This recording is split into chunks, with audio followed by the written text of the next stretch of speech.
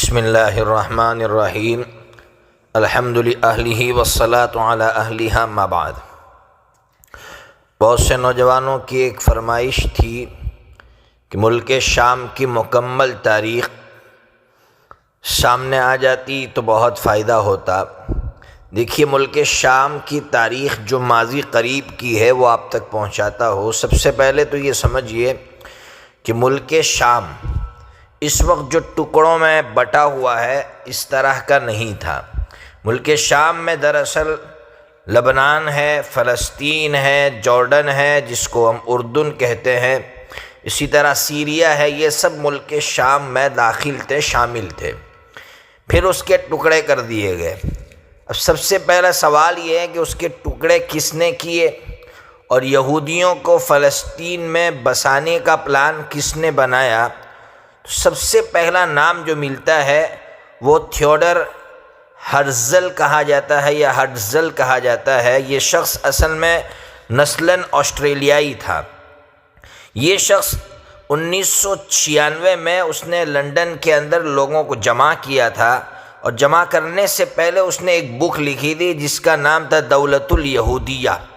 یہ بہت خطرناک بک لکھی گئی تھی، اور اس بک کے ذریعے سے وہ لوگوں سے یہ کہنا چاہتا تھا کہ ہم یہودیوں کے لیے ایک ملک بسانا چاہتے ہیں، ہم چاہتے ہیں کہ یہودی ایک جگہ جمع ہو اور اپنا ایک ملک بنائے۔ اور ان کی سب سے بڑی نظر یہ بیت المقدس پر تھی، مسجد اقصیٰ پر تھی۔ مسجد اقصیٰ اور اس کے ارد گرد کے جو حصے تھے وہ اس کو اپنے ملک کے لیے تو وہ لینا چاہتے تھے، لیکن ان کے لیے سب سے بڑا روڑا کیا تھا کہ یہ جو حصے تھے یہ سلطنت عثمانیہ کے ماتحتی میں تھے۔ اب سلطنت عثمانیہ کی ماتحتی میں جو حصے ہو اس کو لینا اتنا آسان نہیں تھا، اس لیے کہ سلطنت عثمانیہ کا جو بادشاہ تھا سلطان عبدالحمید ثانی، بڑا غیور بادشاہ گزرا ہے۔ تاریخ نے ایسا غیور بادشاہ نہیں دیکھا ہوگا، بڑا زبردست اور غیور بادشاہ تھا۔ تو یہ ہرزل اس نے سلطان عبدالحمید ثانی سے جا کر ملاقات کی اور اس نے بہت لالچ دی۔ اس وقت سلطنت عثمانیہ قرضوں سے ڈوبی ہوئی تھی، قرضوں تلے دبی ہوئی تھی، تو اس نے سلطنت عثمانیہ کے فرما روا سلطان عبدالحمید ثانی سے یہ کہا کہ ہم آپ کا سارا قرض یہودی مل کر اتار دیں گے، بس ہماری صرف اتنی ہی درخواست ہے کہ آپ ہمیں فلسطین کی سرزمین کا ایک حصہ، ایک ٹکڑا دے دیجئے۔ تو سلطان عبدالحمید ثانی نے جو تاریخی جملے کہے تھے وہ یہ کہے تھے کہ ہمارے خون سے وہ زمین رنگین ہو سکتی ہے، لیکن اس زمین کا ایک ٹکڑا کیا ایک ذرہ بھی ہم آپ کو نہیں دے سکتے ہیں، اس لیے کہ یہ زمین ہماری نہیں ہے، یہ زمین اس ملک میں بسنے والے تمام لوگوں کی، ایک ایک باشندے کا اس پر حق ہے، میرا اس پر حق نہیں ہے کہ میں اٹھا کر کسی کو بھی وہ زمین دے دوں۔ اب ان کے لیے بڑا مسئلہ تھا کہ سلطان عبدالحمید ثانی یہ تو تیار نہیں ہے زمین کا یہ حصہ دینے کے لیے، اب اس کو ہٹانے کے منصوبے بنائے گئے۔ اب اس کو ہٹانے کے لیے کیا کیا جائے؟ تو چونکہ سلطنت عثمانیہ کے ماتحت 25 ملین آبادی تھی، ان میں تقریباً 10 ملین ترک تھے، 10 ملین عرب تھے، اور باقی 5 ملین میں کرد، آرمینی وغیرہ دوسرے قومیں تھیں۔ اب انہوں نے یہ سازش رچی کہ ان کو آپس میں بانٹ دیا جائے۔ جب یہ آپس میں بٹ جائیں گے تو اس ملک پر قبضہ کرنا، فلسطین پر قبضہ کرنا ہمارے لیے آسان ہو جائے گا۔ اور ایک بات درمیان میں یاد رکھیں کہ عرب لوگ ترک سے اور خاص کر سلطنت عثمانیہ سے کچھ ناراض تھے۔ ناراض اس لیے تھے کہ سلطنت عثمانیہ کی جو پارلیمنٹ تھی تو پارلیمنٹ میں عرب کے جو فیصد تھے، میں نے ابھی بتایا 10 ملین عرب تھے، اس کے اعتبار سے ان کو سیٹیں نہیں دی گئی تھی پارلیمنٹ میں، تو ناراضگی بجا تھی، ان کو ناراضگی تھی، یہ بات تو یقینی ہے، اس میں کوئی دو رائے نہیں ہے۔ لیکن اس ناراضگی کا فائدہ اٹھاتے ہوئے یہ ہرزل اور اس کے جیسے خاص کر ایک شخص کا نام ملتا ہے جو برطانیہ کا انفارمیشن سیکریٹری تھا، لارنس، اس نے آ کر عرب میں ایک نعرہ دیا۔ نعرہ کیا دیا کہ یار خلافت کے اصل حقدار تو عرب ہونے چاہیے، یہ ترک نہیں ہونے چاہیے، اس لیے کہ آپ عرب ہیں، آپ نبی پاک صلی اللہ علیہ وسلم کی نسل میں سے ہیں، اس لیے آپ خلافت کے حقدار ہونے چاہیے۔ اور انہوں نے بہت کوشش کر کے شریف مکہ جس کا نام تھا حسین بن علی اور اس کے ہم خیال جتنے عرب لوگ تھے ان کو لالچ دیا کہ تم عرب سے یہ ترکوں سے بغاوت کر لو، اس بغاوت کے نتیجے میں ہم تمہیں پورے یہ سلطنت عثمانیہ جتنے حصے کا مالک تھا وہ حصے ہم آپ کو دے دیں گے۔ اب یہ لوگ لالچ میں آ گئے اور پہلے سے کچھ نہ کچھ تو آپس میں انبن تھی۔ اس بغاوت کے نتیجے میں ملک کے شام کے بھی ٹکڑے ہو گئے۔ اور آپ کو ایک بات عجیب سناؤ کہ یہ لوگ جب یہ آفر دے رہے تھے یہ حسین بن علی کو جو شریف مکہ تھا، اس سے پہلے 1916 میں یعنی 1916 کے اندر برطانیہ کی جو پارلیمنٹ تھی اس میں پہلے سے بندر باٹ ہو چکا تھا، یعنی حصے تقسیم ہو گئے تھے کہ اتنا حصہ جو ہے یہ فلسطین کا یہ حصہ برطانیہ کے پاس جائے گا، عراق کا یہ حصہ جو ہے فلاں کو ملے گا، اور جو ہے یہ حصہ لبنان اور شام کا یہ حصہ فرانس کے حصے میں چلا جائے گا، اور استنبول جس کو ہم قسطنطنیہ کہتے ہیں وہ رشیا کو دے دیا جائے گا۔ یہ پہلے سے وہاں کی پارلیمنٹ کے اندر طے ہو گیا تھا۔ اور یہ شریف مکہ کو جو اس لالچ میں تھا کہ مجھ کو یہ سارے حصے ملیں گے، اس کو یہ پتہ بھی نہیں تھا کہ یہ ظالم لوگ پہلے سے یہ حصے تقسیم کر چکے ہیں، صرف ہمیں استعمال کر رہے ہیں۔ ایسا ہی ہوا کہ ترکوں میں معزول ہو گیا، یہ بادشاہ کو ہٹا دیا گیا، جو سب سے بڑا روڑا تھا وہ ہٹ گیا، اور اس طرح پورے ملک شام کو تقسیم کر کے رکھ دیا، بانٹ کر کے رکھ دیا، اور فلسطین کے اندر جو ہے یہودیوں کو آباد کرنا شروع کر دیا۔ کبھی تو انہوں نے زمینیں غریبوں سے بڑی قیمت سے خریدی اور کبھی دادا گیری کر کے اس زمین پر قبضہ کر لیا۔ اس طرح 1948 کے اندر برطانیہ وہاں سے ہٹ گیا اور اقوام متحدہ کو فیصلہ دے دیا کہ آپ اس کا فیصلہ کیجئے، اس کو پاور دے دیا کہ آپ فیصلہ کیجئے، اب میں یہاں سے ہٹ رہا ہوں۔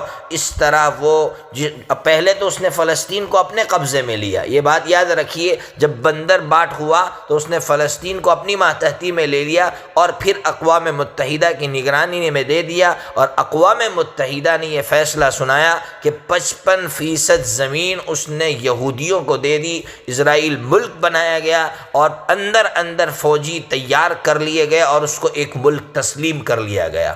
اور یہ پہلے سے پلاننگ تھا، میں نے کہا ہرزل نے یہ پلان دنیا کو دیا تھا کہ ہم ایک ملک بنائیں گے، بسائیں گے۔ اس طرح جو ہے عرب کا خون کیا گیا اور عربوں کو تقسیم کر کے رکھ دیا گیا۔ عرب اور اسرائیل جنگ مسلسل ہوتی رہی لیکن کامیابی نہیں ملی، اور کامیابی نہ ملنے کی جو سب سے بڑی وجہ تھی وہ قومیت تھی۔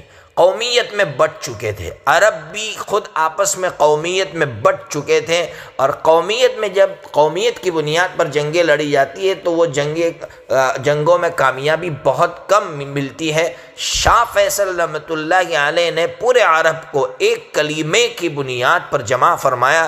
اب دشمن کو لگا کہ یہ شخص ہمارے لیے روڑا بن سکتا ہے، سلطان عبدالحمید ثانی کی جھلک اس میں نظر آ رہی ہے، اور صرف جھلک نہیں، اس نے عمل کر کے دکھایا، اس نے پیٹرول بند کر دیا، جس کا نتیجہ یہ ہوا کہ امریکہ اور بڑے بڑے جو ملک تھے وہاں کے لوگ راستے پر آ گئے۔ امریکہ نے دھمکی بھی دی کہ اگر تم نے ہمیں پیٹرول نہیں دیا تو ہم آپ کے پیٹرول کے کنووں پر آگ لگا دیں گے۔ اس وقت شاہ فیصل رحمۃ اللہ علیہ نے ایک تاریخی جملہ کہا تھا کہ تم ہمارے پیٹرول کے کنووں پر اگر آگ لگا دو گے تو ہمارا کوئی نقصان نہیں ہونے والا، اس لیے کہ ہم تو کل بھی اونٹوں پر سواری کرتے تھے اور آج بھی اونٹوں پر سواری کریں گے، نقصان تمہارا ہوگا۔ دشمن سمجھ گیا کہ اب اس کو ہٹانا بہت مشکل ہے۔ اس کو ہٹانے کے لیے یہ ترکیب سوچی گئی کہ شاہ فیصل رحمۃ اللہ علیہ کا جو بھتیجا جو یہودیوں کی گود میں پلا بڑا، اس کو استعمال کیا گیا اور اس نے اپنے چچا کو شہید کر دیا، اپنے چچا کو گولی ماری۔ اس طرح شاہ فیصل رحمۃ اللہ علیہ جو امید کی کرن بن کر عرب کے لیے اور پورے ملک شام کے لیے اور پورے عربستان کے لیے امید کی کرن نظر آ رہی تھی، اس کو بھی بجھا کر رکھ دیا، اس کو بھی ہٹا کر رکھ دیا۔ لیکن اللہ رب العزت کی ذات سے کبھی مایوس نہیں ہونا چاہیے۔ اللہ رب العزت نے شیخ احمد یاسین جو بالکل معذور تھے، ویل چیئر پر بیٹھتے تھے، اللہ رب العزت نے ان کو قبول کیا، اور پھر انہوں نے خاص کر فلسطین کے نوجوانوں کو 3 بنیادوں پر کھڑا کیا۔ ہمارے لیے بہت زیادہ سمجھنے کی ضرورت ہے۔ سب سے پہلی بنیاد نمازوں پر کھڑا کیا۔ جو نوجوان بالکل غافل تھے یا نشوں میں مست تھے، ان نوجوانوں کے دلوں پر شیخ احمد یاسین جو ویل چیئر پر بیٹھتے تھے لیکن ایک روحانی بندہ تھا، روحانیت سے بھرا ہوا بندہ تھا، اس نے محنت کی، نوجوانوں کو نمازی بنایا، 100% نمازی بنایا۔ دوسرے نمبر پر کام یہ کیا کہ ہر نوجوان کو قرآن کا حفظ کرنے پر ترغیب دی کہ ہر نوجوان قرآن کا حافظ بن جائے۔ اللہ کا نظام ایسا بنا کہ وہاں ہر گھر میں قرآن کا حافظ ملنے لگا، لاکھوں کی تعداد میں وہاں قرآن کے حفاظ تیار ہو گئے۔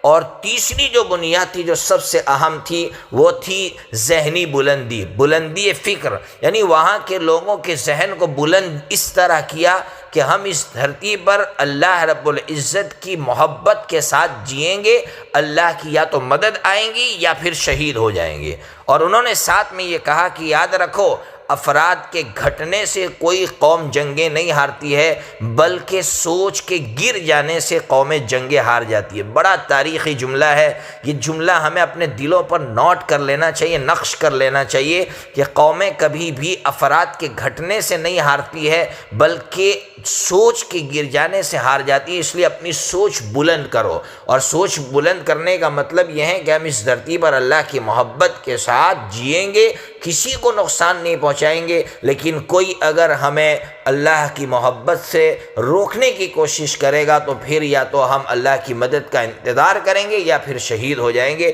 حضرت کی تربیت کا نتیجہ تھا کہ غزہ کی سرزمین پر ایک خاندان کے 192 افراد شہید ہوئے۔ جب اس خاندان کے جو فرد باقی رہ گئے تھے ان سے لوگ دلاسا دینے کے لیے ان کے قریب ہوئے اور ان کو تسلی دینے لگے، تو ان لوگوں نے یہ کہا کہ ہمیں تسلی مت دو، ہمیں مبارکبادی دو کہ اللہ نے ہمیں قبول کر لیا ہے۔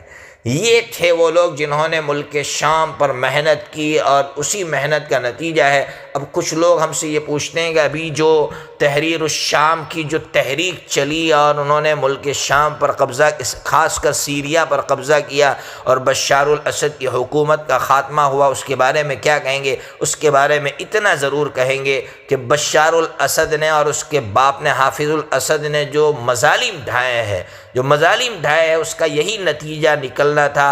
اللہ رب العزت نے مظلومین کو فتح نصیب فرمائی ہے۔ اب مستقبل کے لیے ہم یہی دعا کر سکتے ہیں، اللہ رب العزت جس طرح میں نے اس سے پہلے بھی احادیث آپ کے سامنے پیش کی تھی کہ ملک شام یہ مجاہدین کا مرکز رہے گا، اللہ تبارک و تعالیٰ اس مرکز کو آباد فرمائے، اللہ دن بدن اس کو آباد فرمائے، اور اللہ وہاں کے جو مظلومین ہیں ان کی انصاف کی شکل صورتیں پیدا فرمائے۔